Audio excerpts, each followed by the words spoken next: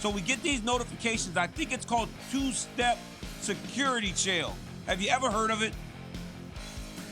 Yes, I have. It's a two-factor authentication. It's not really needed.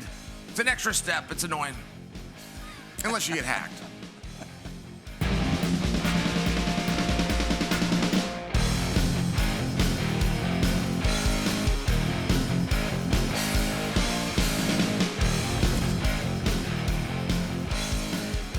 What's up, guys? Welcome to a brand new episode of Good Guy, Bad Guy. I'm Daniel Cormier. That's the bad guy, Chael Sonnen. Chael, so last week, you get hacked. I actually reached out to ESPN and asked, what is happening? Because you're such a bad guy, I thought you might have gone off the rails. But Chael, how crazy was it seeing all that coming from your Twitter account? I was like, oh my God, my boy has lost his mind. Our sweet show was doing so well. People were watching. They were tapping into what we were doing, and now it's all over. Chael, Daniel, what were you thinking when you saw that? You feel helpless.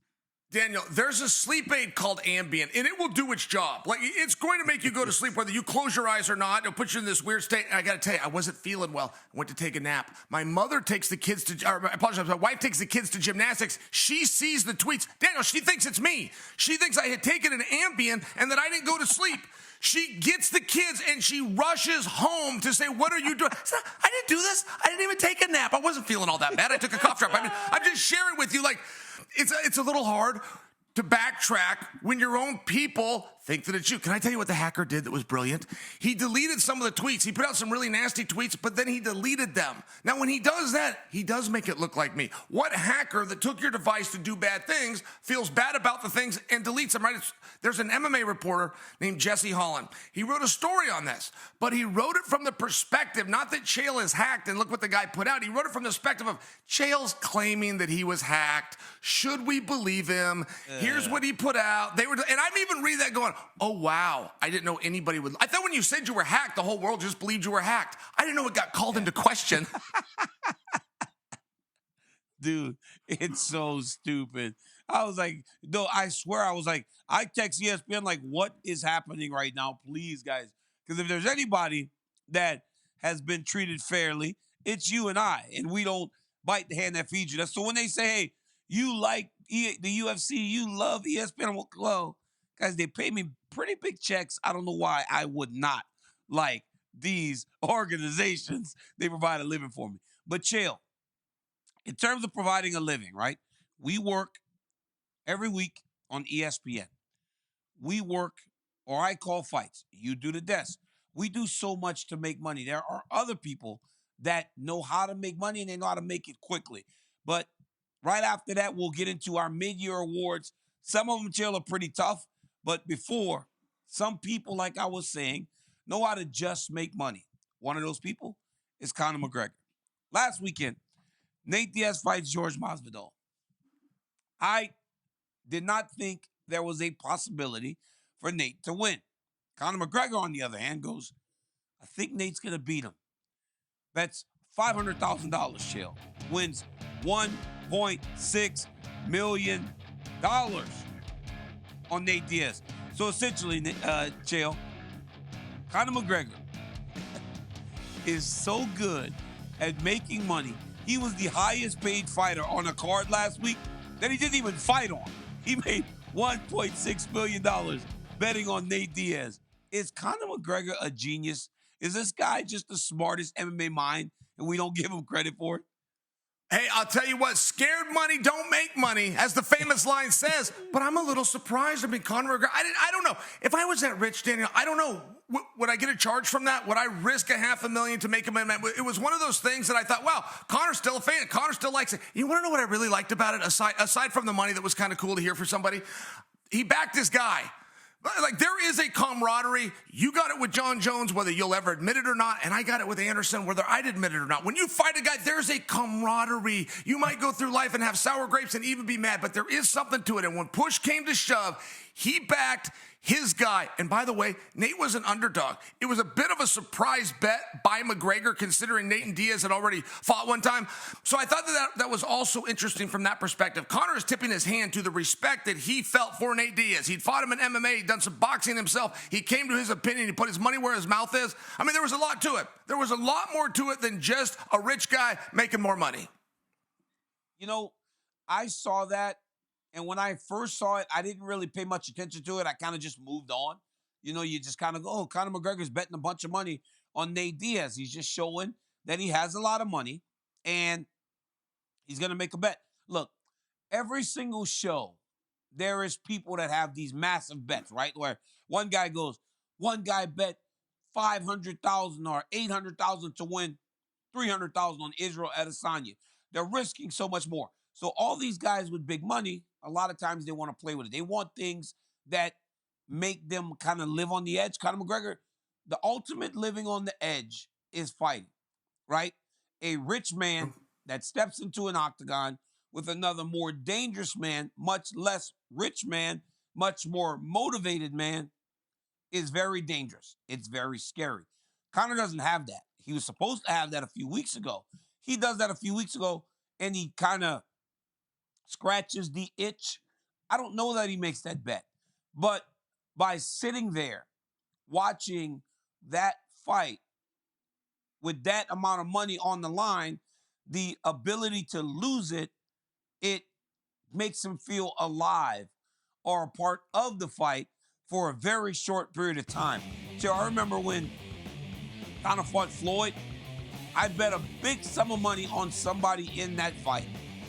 And I'm telling you, I was on vacation in Hawaii, and the whole time I'm watching the fight, not because I was wanting to watch the fight, but because I wanted to win that money. Now, I feel like, yes, he backed this guy, but Conor McGregor also needs to scratch that itch, and I feel like that is edgy enough to scratch that itch at least for a little bit.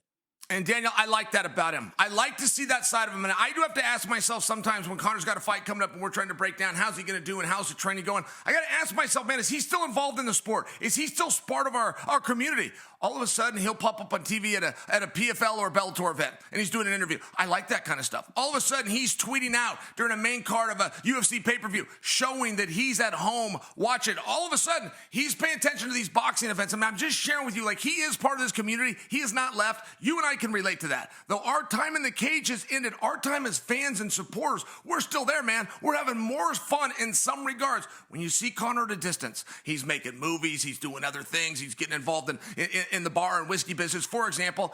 You wonder if he's still attached to the sport, if he's still got that little kid inside of him that once a time, had a sparkle in an eye in his dream.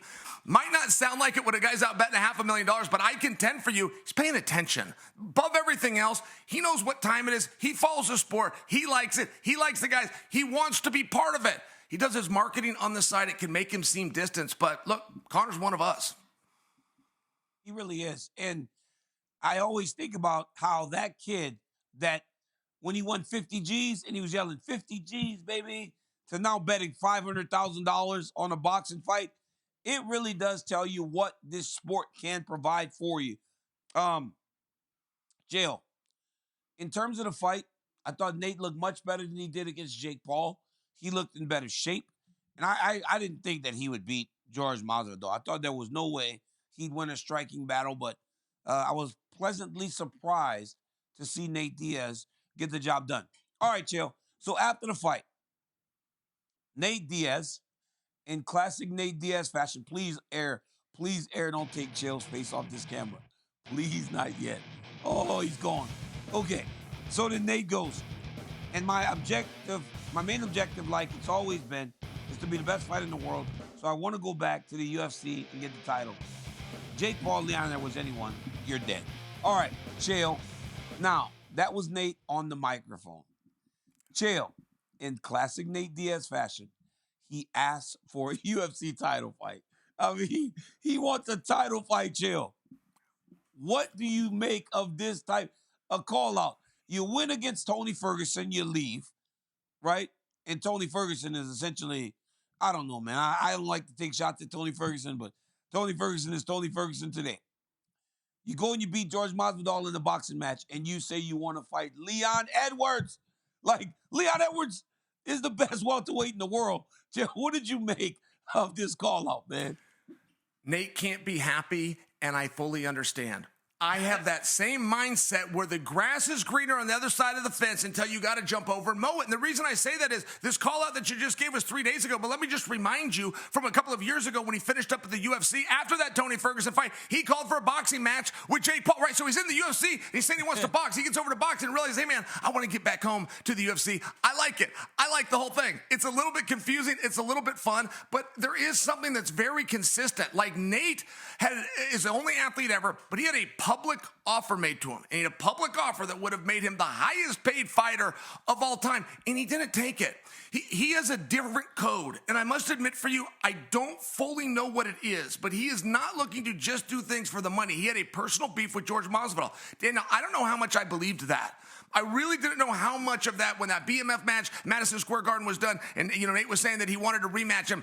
I don't know how much of that or what juices you get flowing when you switch the sport to boxing, but it turned out when you saw what kind of good shape he was in, when you saw the aggression that he went after George, he was showboating a little bit to the crowds, but that's because he was having fun because he didn't like that man across from him. It was everything that he told us it was. And I just found that compelling.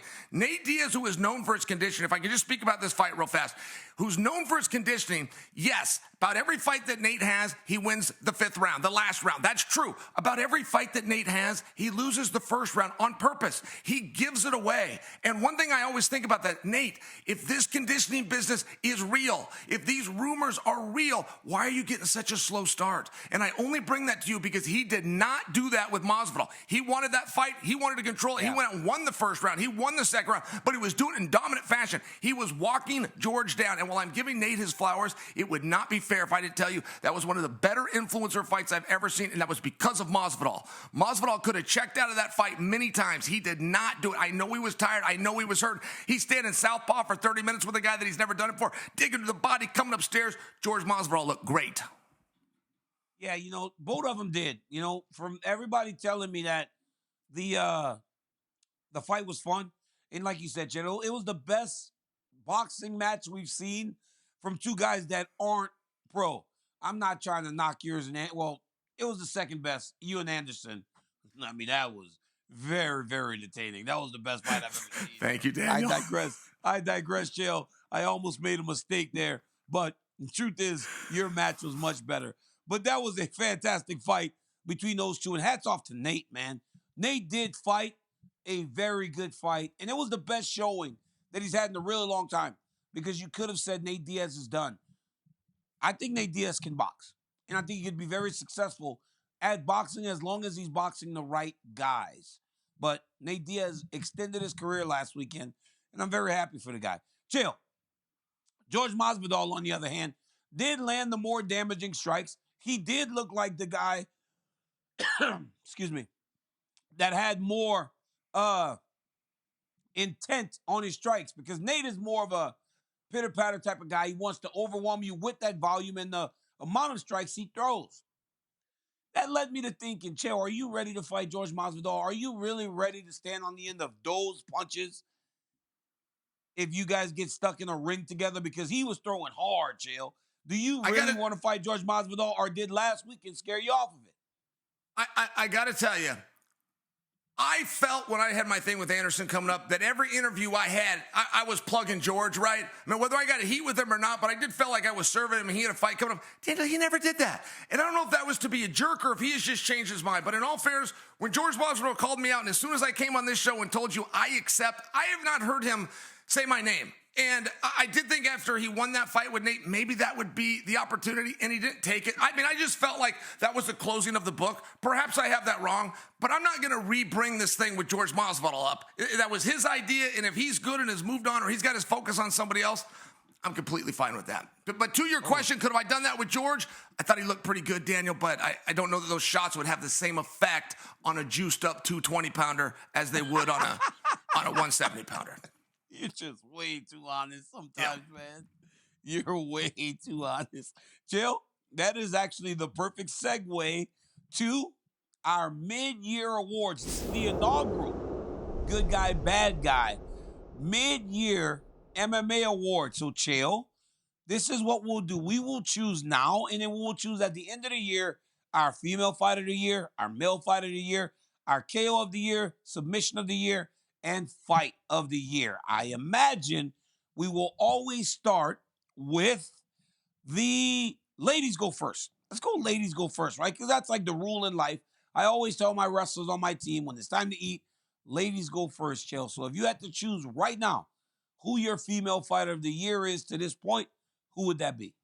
Kayla Harrison for multiple reasons, but her signing with the organization, Kayla Harrison going down to 135 pounds. If I may put that for perspective for you, I would assume when she won the Olympic Games, she's in the athletic prime of her life. She won the Olympic Games at 172 pounds. I mean, this is remarkable discipline, remarkable drive. You talk about somebody that sets a goal and doesn't let anything get in the way.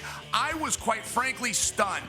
This changed all the hype. Getting in there and having mismatches and getting your shine in front of the camera and acting like you did something, that's called aggression. That's not called fighting. Fighting is when you have the resistance back. How do you deal with it? She had resistance that we did not even see. She changed her lifestyle just for the opportunity to stand against possibly the most decorated female of all time. Like, what kind of a reward is that? You got to go fight Holly Holm in a steel cage. It was at UFC 300. There was so much focus on that. We had world title fights. We got the BMF title, just for example. It kind of sucked the air out of the room. The great fights were later on that card. One of the great performances, it might have been her. She might have performed better that night, going through Holly, going through a world champion, going through a future Hall of Famer, going through a girl who's proved it at this weight class. When you're sucking and pulling down to a lighter weight than you were when you were a junior in high school, in all fairness, she looked great, and I felt like she really never got the credit. Yeah. You know, Kayla Harrison for me is a great pick. I think we got to tip our hat to Zhang Weili because she did beat Yao Xiaonan on UFC 300 also. Raquel Pennington became the champion this year. But I was very surprised at the limited options we had in terms of the important female fights this year. But when looking at the important ones, right? Because if we want to just say a female fighter is someone that's competed the most, there are other women. But in terms of the importance of the fight, Zhang Weili's fight, Pennington's fight, and Kayla Harrison is what you boil down to. And then when you look at it, and you look at what it matters and what means the most to a division, it has to be Kayla Harrison. I mean, coming in, like you said, Chael, all the reasons you gave, UFC 300 and fighting Holly Holm. Like that to me is probably what spoke the most to me in terms of what she is going to mean to this division, because so many believed that it would be a matter of time if she got down to this weight class that she would be competing for or becoming the UFC champion. And I believe, Chael, and I don't know if you agree with me, but you would have a hard time finding someone that would tell you after that they would think that Raquel Pennington would beat Kayla Harrison if they are matched up for the UFC Bantamweight Championship. That is why she's the fighter of the year this year. Because in one fight against one great opponent, she has made it almost a matter of time in most people's eyes that she holds a UFC championship. It was amazing to see her do that in her UFC debut. It was tremendous. All right, Chael, time to move on. Let's go to male fighter of the year. I think this is pretty easy, Chael, but go ahead. Who's your male fighter of the year? All right, and I apologize. I think I was supposed to give you that one, partner. But when you're looking at the male fight of the year, I'm going with Sean O'Malley. But I am factoring a couple of things in. First off, when Sugar Sean fought Chito Vera, I did not know Sean was that good. I believed that Sean was the best guy in the world. I thought it was competitive. There's guys that could beat him, but he could beat them as well.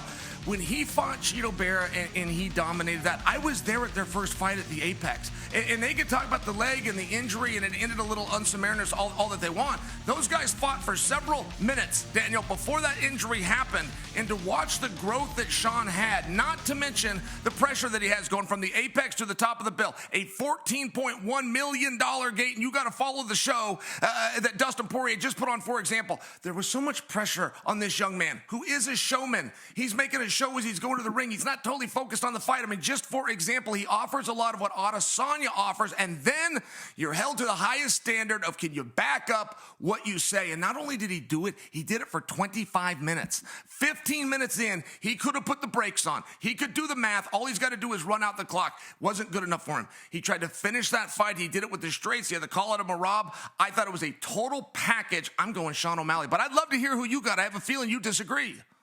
Sometimes my kids do stuff, and I'm like this, Daniel. Why?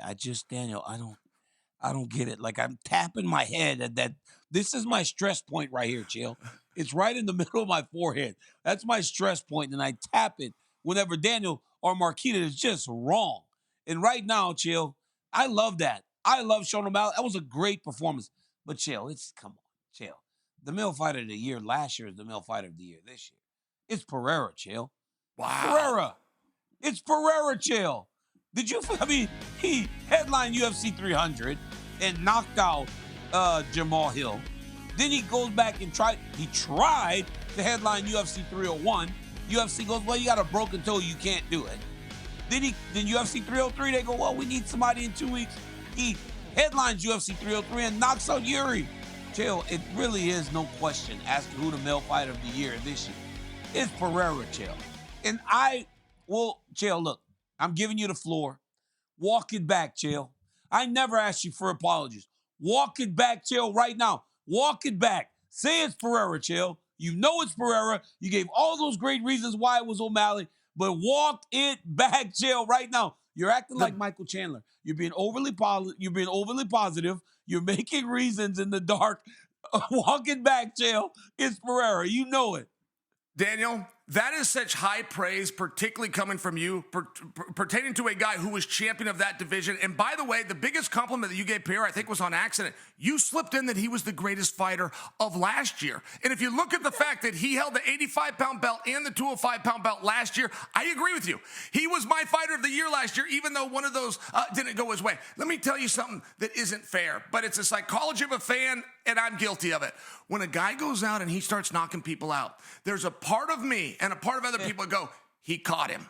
He got lucky. He's on a roll. There's something about momentum. Like, that's one piece of this. I mean, I remember Mike Tyson went through that. He'd go knock out 5 guys, but instead of crediting Tyson, we go, oh, they're giving him bumps. That most certainly is not happening. These are not bumps. I'm just sharing with you. When I watched O'Malley, I watched the total package. I got to see how he does in championship rounds. I got to see how he does when he hasn't have to do well. And I thought that was growth. And part of my factor for fighter of the year was a growth and improvement. I see something special in Pierre for sure, but I tend to agree with you. I thought he was a fighter of the year last year as well, so I didn't see that growth. And for my own interpretation, I made that part of the criteria, but I certainly would not disagree with you.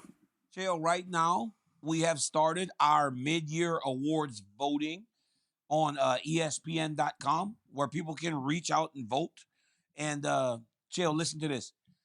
Pereira has 100% of the votes right now. I mean, that's good.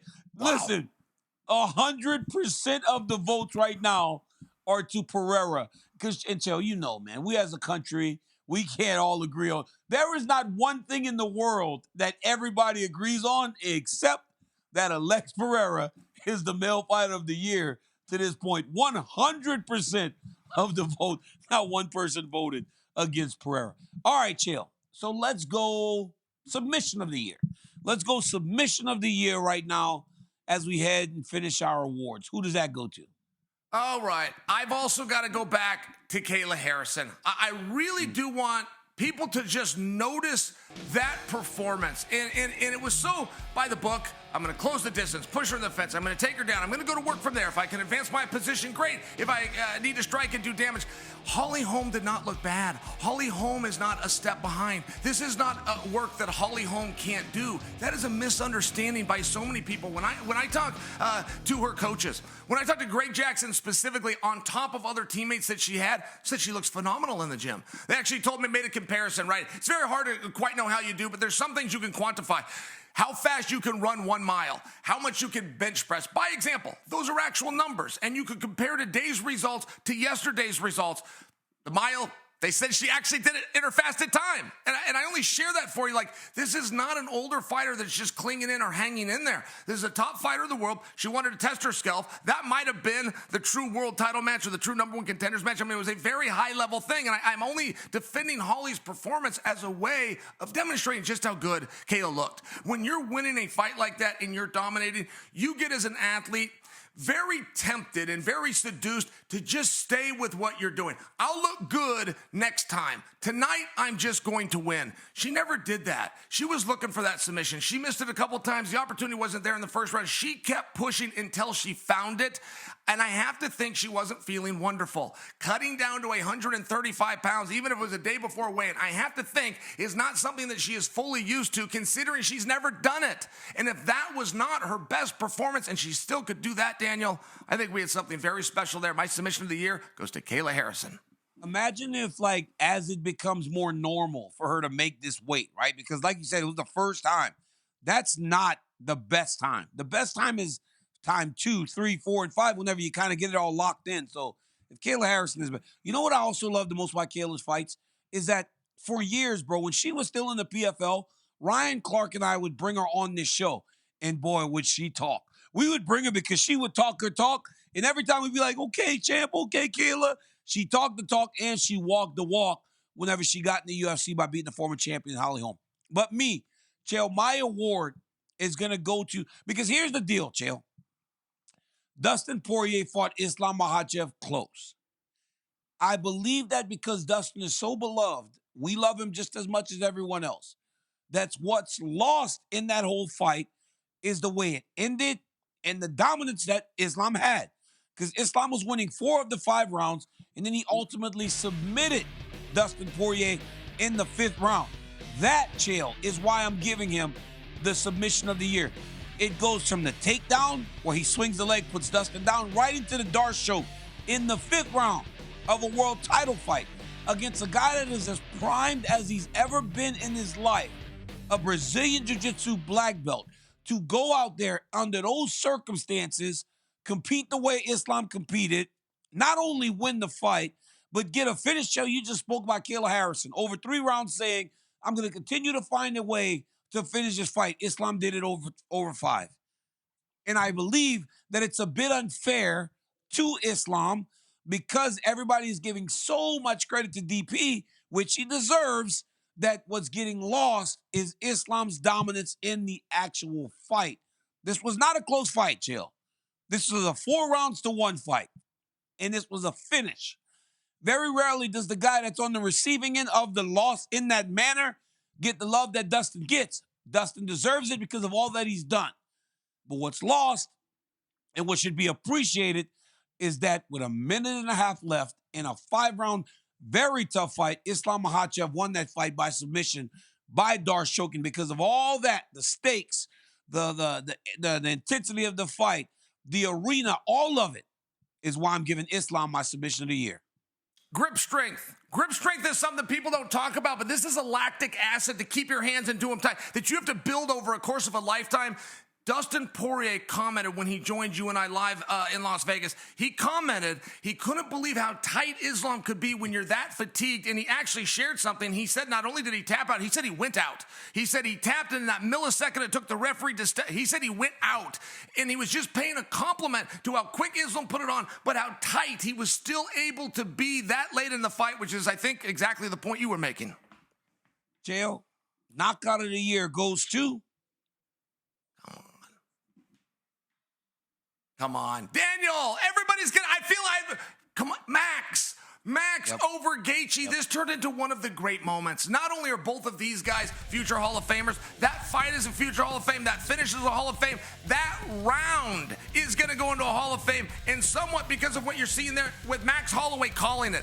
This was a Babe Ruth moment where you walk to the mound and you tell the crowd where you're going to put the ball, and if you don't, you look like a fool, and more times than not, you can't do it. But that one time that you can, Max calls Justin Gaethje to the middle, says, let's stand right here. Justin said, man, that's just my game. They go to war, and Max, the very one that said where he's going to put the ball, did. It was an incredible thing, not to mention the unexpectedness. Justin Gaethje doesn't get knocked out for one.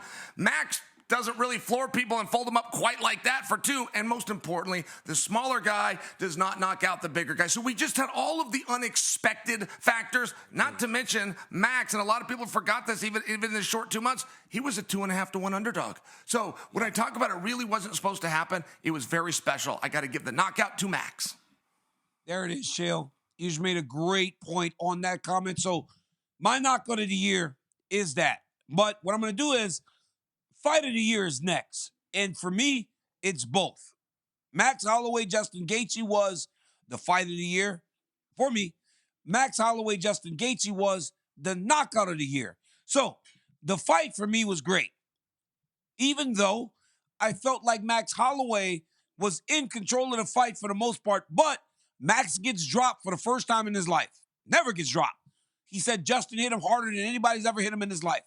Then the way the fight ended, and I believe the point that you made about how tough Justin Gaethje is why, for me, it's the fight of the year. Justin Gaethje doesn't get knocked out, Chael. Justin Gaethje doesn't go down. Justin didn't even go down. Justin went down face first. Like, it was one of the most brutal knockouts that I have seen in the UFC. And what's most interesting is that Max Holloway had won just about every round.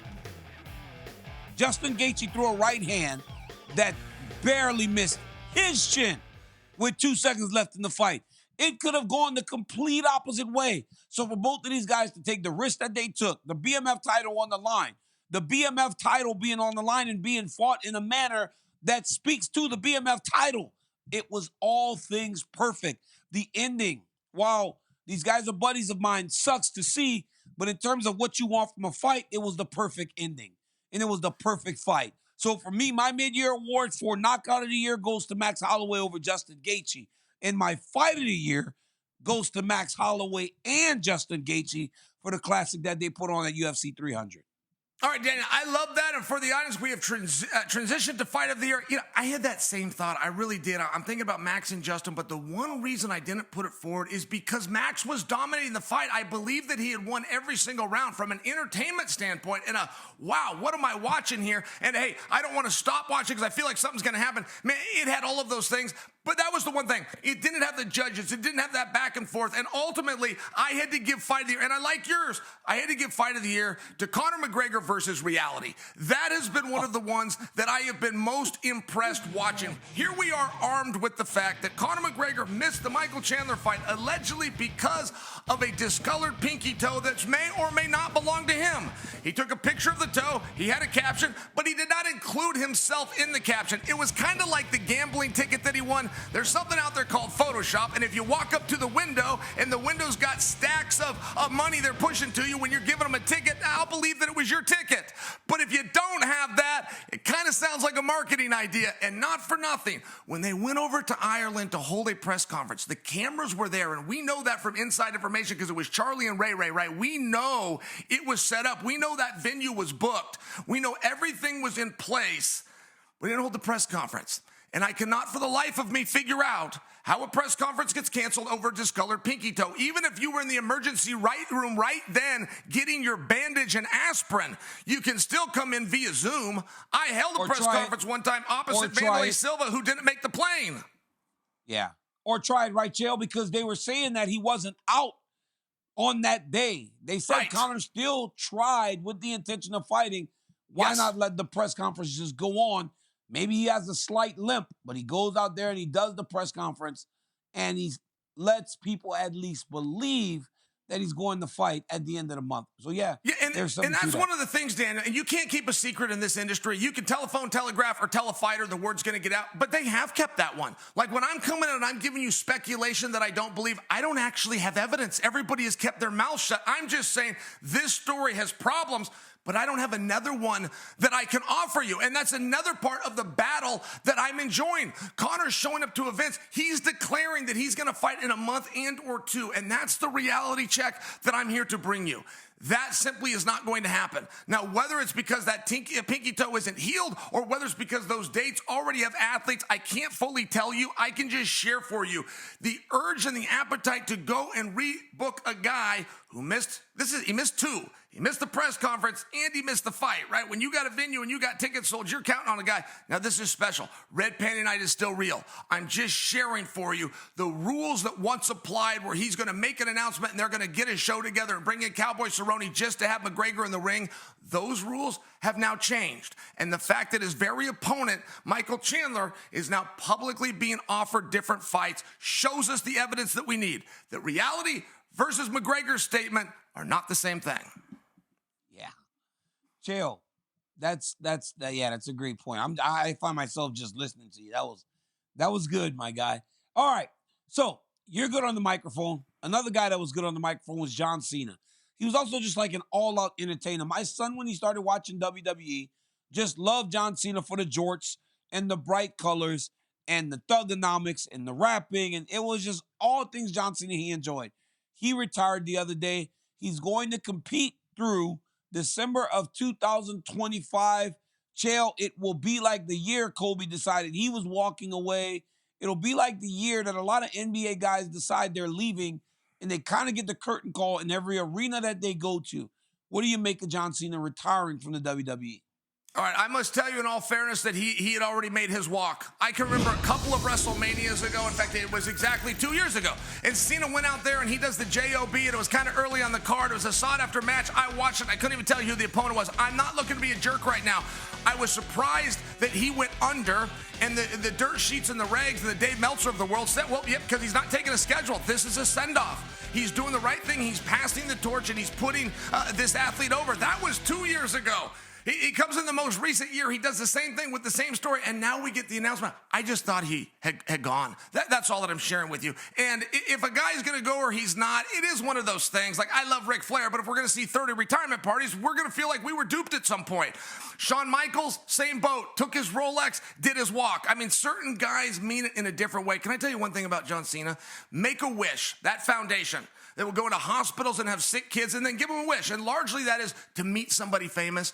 John Cena has won the award from them 9 years in a row for the most wishes and the most time that he puts in. And for a guy that travels in front of our face as much as he does, to still book that and still keep that schedule, that guy's something special. So I didn't mean any of this as a way of putting him down. I will support it and I'll watch his last matches. I'm just telling you the truth. I thought that was 2 years ago. It was at WrestleMania Hollywood. He wrestled in the middle of the afternoon against Austin Theory. I was there. It was him versus Austin Theory on Saturday. Usually the biggest names are reserved for Sunday night or the main event on Saturday. He was like the second match on the card, and he got beat by Austin Theory. Then this year he did the job to Solo Sikoa. So what I think he's done as he's gotten out of that championship picture, Chael, is he has done for the business what the business was intended to be. Where when you're on your way out, you help to elevate the next guy, right? You open the door, you let those guys use your name and all that goodwill that you made to work their way up to the top of the card. That would seem like a very common thought, but that is not the case. There are a lot of guys in wrestling today that won't do the job for the younger guy. They want to hold on to the belt. They want to hold on to that placement. Because I can only imagine living in a world of make-believe where they make believe that you're the absolute best 16 times. And then when they say, yeah, that's over. But when you look at yourself, you still see the same guy. Hey, I can still pretend. I can still pretend to be the man.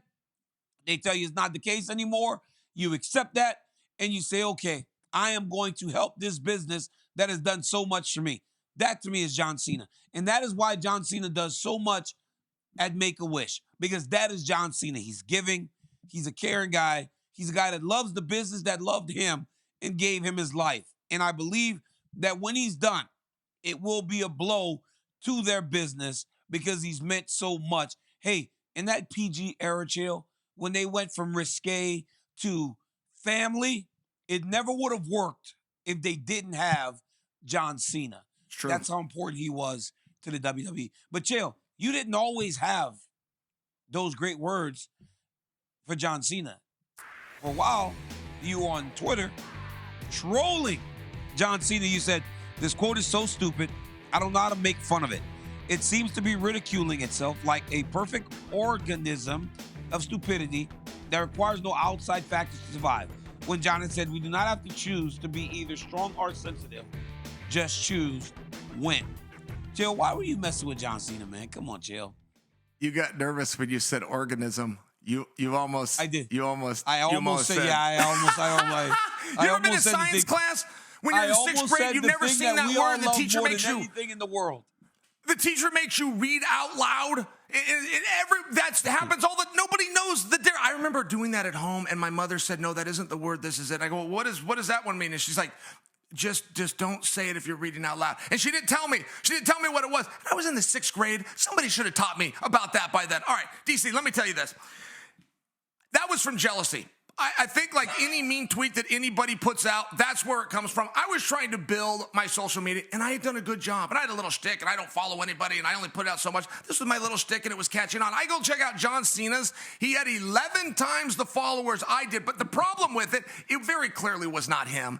Come on, putting out these motivational quotes that you ripped off from some fortune cookie somewhere. Like, this wasn't even him. He's got a fake account doing 11 times the numbers that I'm doing with a real account. That's where that came from. I was just sticking a bunch of these down his throat. Now, I had done that a number of times. Nobody was really bothered by it. They didn't care. They were like responding, knowing it wasn't him, and still respond. "Hey, attaboy, John. Oh, you got me up in the morning. John, I'm going to go do my workout because of you." He probably doesn't even have Twitter downloaded on his phone, and that created a jealousy by me. That's the real answer.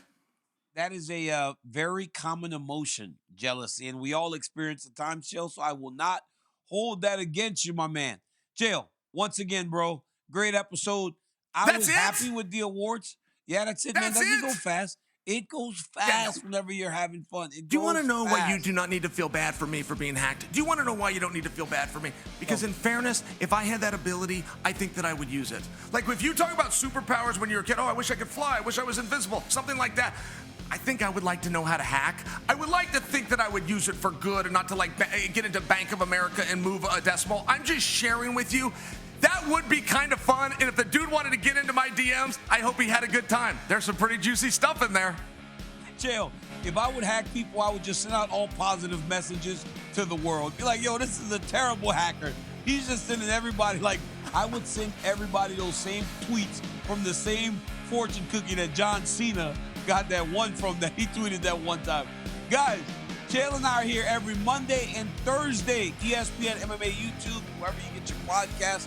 We're also on ESPN2 at midnight Eastern. For the bad guy, Chael Sonnen, I am Daniel Cormier, and we will catch you on the next Good Guy, Bad Guy.